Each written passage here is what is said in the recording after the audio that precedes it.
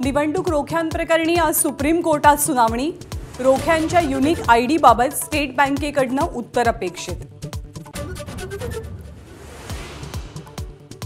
निवडणूक रोख्यांसंदर्भात केंद्रीय निवडणूक आयोगाकडून पक्षनिहाय मिळकतीची माहिती जाहीर। भाजपवरती सर्वाधिक धनवर्षाव तर दुसऱ्या स्थानी तृणमूल काँग्रेस असल्याची माहिती।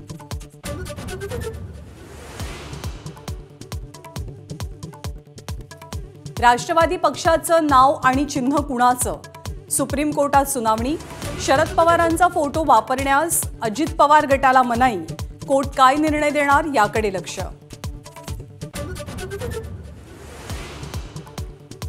अजित पवारांच्या विरोधात सख्खा भाऊ मैदानात। शरद पवारांना एकटं सोडणं चुकीचं। श्रीनिवास पवार यांची अजित पवारांवरती टीका। शेतकऱ्याला दिलं म्हणून मालक होत नसल्याचाही टोला।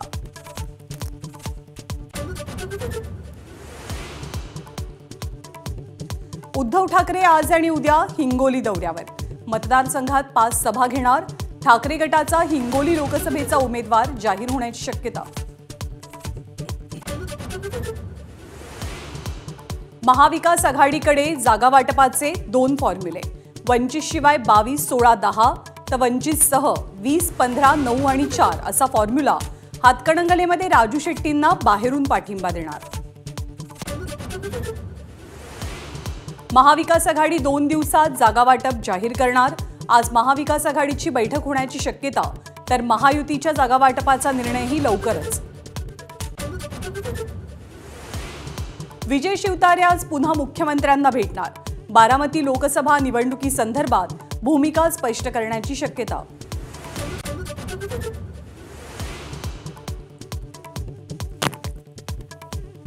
ईव्हीएम शिवाय नरेंद्र मोदी निवडणुका जिंकूच शकत नाहीत।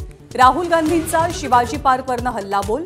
देश चालवणाऱ्या शक्तींच्या हातचं मोदी बाहुलय, राहुल गांधींची टीका। देशामध्ये मोदी की गॅरंटी चालणार नाही।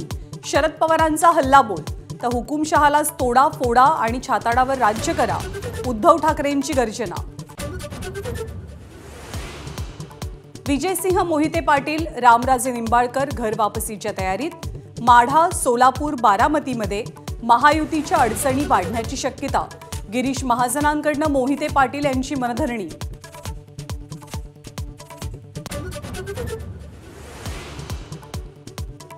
विदर्भामधल्या अनेक जिल्ह्यात अवकाळीसह गारपीट।